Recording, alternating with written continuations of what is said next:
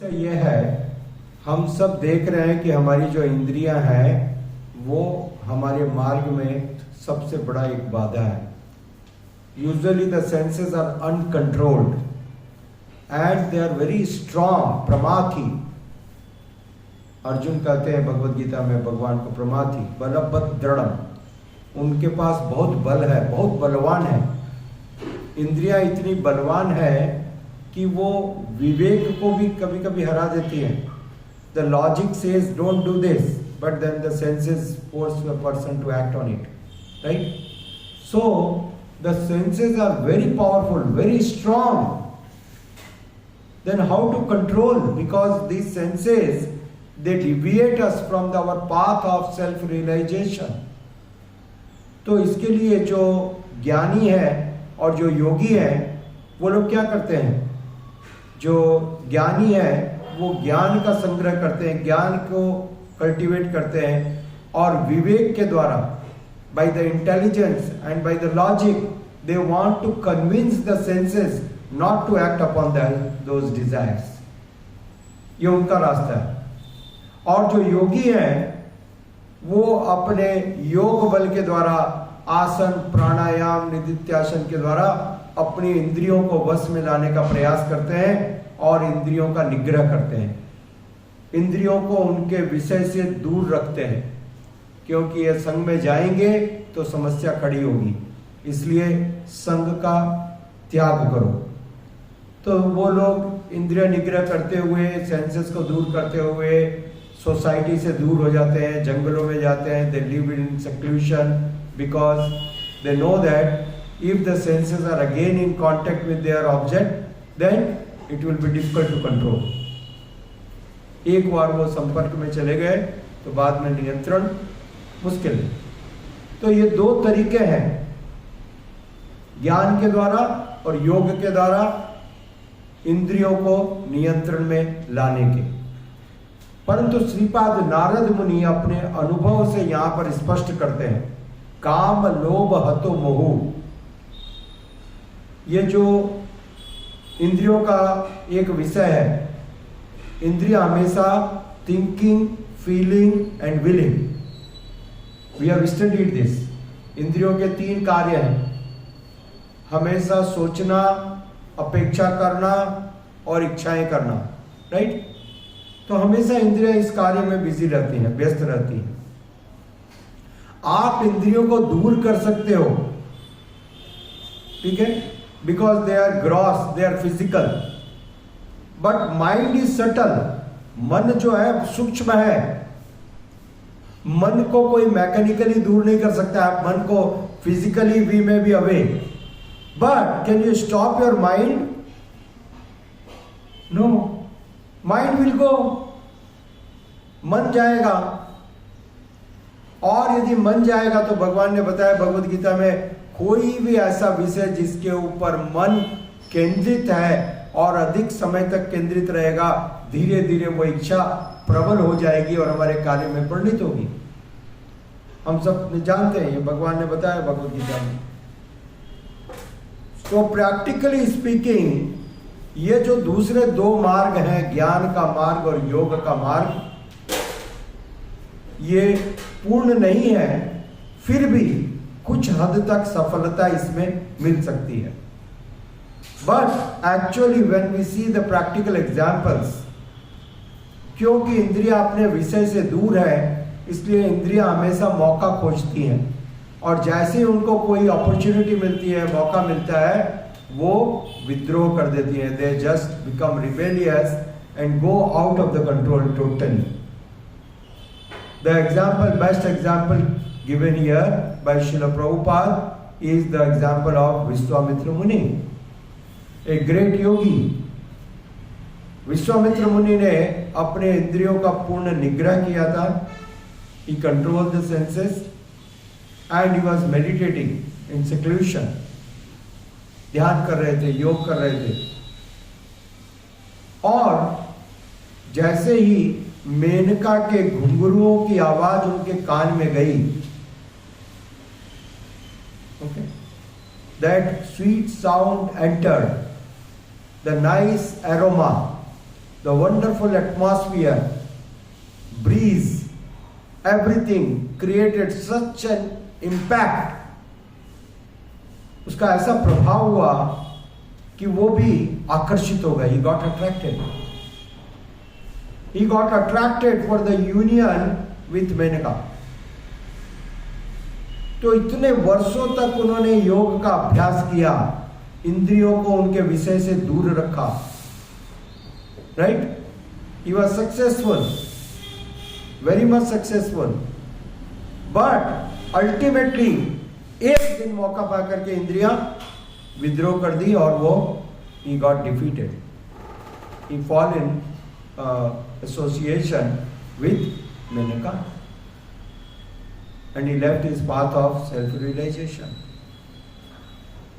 Whereas Srila Prabhupada ने यहाँ पर दूसरा एग्जाम्पल दिया, दूसरा उदाहरण दिया हरिदास ठाकुर का. श्रील हरिदास ठाकुर एक भक्त है और उन्होंने अपनी सारी इंद्रियों को भगवान की सेवा में लगा के रखा है. Eyes are looking at the form of the Lord, hands are serving the temple of the Lord, tongue is always glorifying the names of the Lord. All the senses are fully engaged in serving Krishna. चूंकि सारे इंद्रियां उस समय भगवान कृष्ण की सेवा कर रही थी, तो सब इंद्रियां पूर्ण संतुष्ट थी. The senses were not hankering for anything. Because इंद्रियों के स्वामी है ऋषिकेश, भगवान Shri Krishna. Krishna is the master, he is the husband.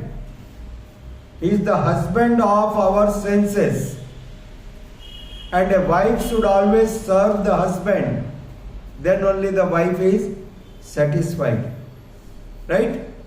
So, जब ये इंद्रियां भगवान की सेवा में पूर्ण रूप से नियोजित होती हैं, तो सारी इंद्रियां पूरी तरह से संतुष्ट रहती हैं. They are completely satisfied. And once the senses are satisfied, they will not demand anything else. Because they are satisfied, fully satisfied. तो श्रीला हरिदास ठाकुर जो उस समय जो प्रोस्टिट्यूट जो वैश्या आई, एक्चुअली वो वैश्या नहीं थी, वो साक्षात माया देवी थी. माया देवी ने उस स्त्री का रूप लिया था. Most beautiful woman, and she was exposing the parts of her body. She was making different, impressions, right? And so many tempting, poses. But still, Srila Haridas Thakur अपने दिव्य भगवान के नाम के जप का जो उनका क्रम है वो प्रारंभ रखे. He continue without getting deviated and disturb. Hare Krishna Krishna Krishna Hare Hare, Hare Ram Ram Ram Hare. So he was not disturb at all. और ऐसा एक दिन नहीं हुआ, दूसरे दिन भी हुआ, तीसरे दिन भी हुआ, और अंत में वो माया देवी साक्षात श्रीला हरिदास ठाकुर जी के चरणों में प्रणाम करके उनकी शरण ले ली. क्या मेरे को भी आप इनिशिएट कीजिए भगवान के नाम जप में, क्योंकि आप इतने प्रशांत हैं. You are not disturbed at all. No one can overcome, no one can tolerate this what you have done today. तो ये संभव है, ये संभव है कृत्रिम तरीके से नहीं. द ज्ञान और योग का जो रास्ता है इंद्रिय निग्रह करने के लिए, इंद्रियों को कंट्रोल करने के लिए, that is artificial. That is artificial because Srila Prabhupada writes in the commentary, by nature the senses wants to be engaged. इंद्रियां गतिशील है, मन गतिशील है, उसको आप अलग बैठा करके एक जगह पर नहीं रख सकते हो. It will be active always. Then what is the solution? If they want to be active, engage them in the right action. जो सही कार्य है उसमें उनको नियोजित कर दें तो वो पूर्ण संतुष्ट हो जाएंगी।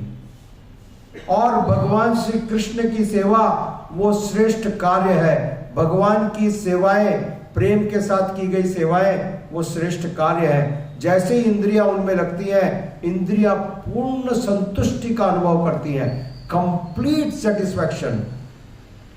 श्रीमद् भागवत में लिखा गया, तुष्टि पुष्टि चदुपाय। इंद्रियों का तुष्टि भी होता है, पुष्ट भी होता है। They become completely satisfied and so strong. They do not ask for anything else in the world. तब जाके आत्मा, ये नात्मा सुप्रसिद्धति। इंद्रियों की बात कर रहे हैं, इंद्रियों के ऊपर है मन, मन के ऊपर है बुद्धि, बुद्धि के ऊपर है आत्मा। Right, this is the sequence. इंद्रियों के ऊपर है मन, मन के ऊपर है बुद्धि, बुद्धि के ऊपर है आत्मा। आत्मा भी प्रसन्न हो जाती है, ये नात्मा सुप्रसिद्धति। वासुदेव भगवती भक्ति योग प्रयोजिता। भगवान वासुदेव की भक्ति करने पर आत्मा पूर्ण संतुष्ट हो जाती है। आत्मा के पूर्ण संतुष्टि से बुद्धि भी प्रसन्न रहती है, वो भी संतुष्ट हो गई। ये हायरार्की है। Everyone from top to bottom are completely satisfied. When they attain such type of satisfaction, there is no question of any type of distraction. No question of any type of distractions. Because all are completely, fully satisfied. तो श्रीपाद नारद मुनि ने इस रहस्य को यहां पर स्पष्ट किया। यमादिर्भि योगपते काम लोभ हतो मोह मुकुंद सेवाया। भगवान मुकुंद की सेवा के बिना और कोई भी मार्ग इन इंद्रियों को संतुष्ट करने में सफल नहीं हो सकता। हे व्यासदेव, आप साक्षात भगवान श्री कृष्ण के गुणगान करके तब अपनी आत्मा को प्रसन्न कर सकते हैं। इसलिए हम सब के लिए एक संदेश है। हम लोगों का एक विचार है कि मैं अपने घर को अच्छा बना दूंगा, बच्चों को सेटल कर दूंगा, शादी कर दूंगा, बच्चे हो जाएंगे, पोते हो जाएंगे, प्रॉपर्टी बढ़ जाएगी, बिजनेस इंप्रूवमेंट हो जाएगा, पावर बढ़ जाएगा, पोजीशन अच्छी हो जाएगी, रिकॉग्नाइजेशन मिल जाएगा, सोसाइटी में स्टेब्लिश हो जाएंगे, तब हम खुश हो जाएंगे।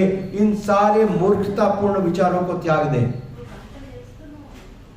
इन सारे आपके मूर्खतापूर्ण विचारों को और कॉन्कॉक्शन को, मनोकल्पनाओं को छोड़ दे। ऐसा कभी होने वाला नहीं है।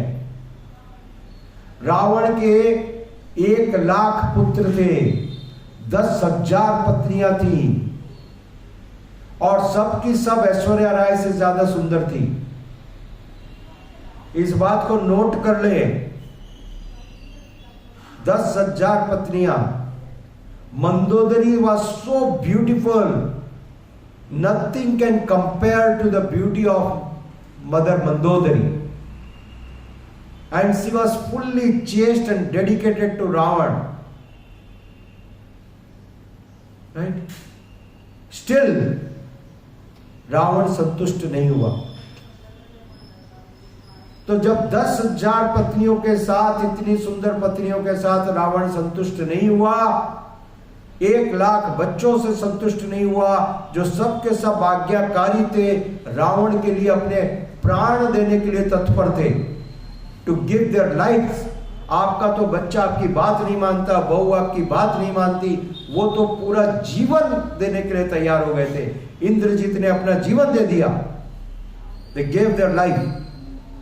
तो आपकी ये सोच कि एक दिन मैं जीवन को सफल और सुखी बना लूंगा, इस रास्ते पर चल करके, ये आकाश में उगाने वाला गुलाब का फूल है जो कभी होने वाला नहीं है। इसको कहते हैं गधे के सिंग है।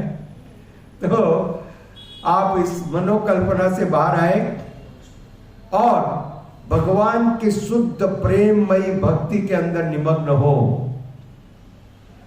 यह शास्त्र का निष्कर्ष है, श्रीपाद नारद मुनि का रियलाइजेशन है। This is not a comment, he is sharing his realisation. अनुभव अलग होता है और कमेंट अलग होता है। These are two separate things. Shripad Narad मुनि has shared his realization. Mukund सेवया यदत्वात्मा न साम्यति। वो मुकुंद की सेवा के बिना इंद्रियां संतुष्ट होने वाली नहीं है, आत्मा प्रसन्न होने वाली नहीं है। इसलिए हे व्यासदेव, अब आप प्रत्यक्ष रूप से इन सारी बातों को छोड़ो, एकमात्र भगवान की सेवा में अपने मन को केंद्रित और नियोजित करो, उनका गुणगान करो। हरे कृष्णा कृष्णा कृष्णा कृष्णा हरे हरे, हरे राम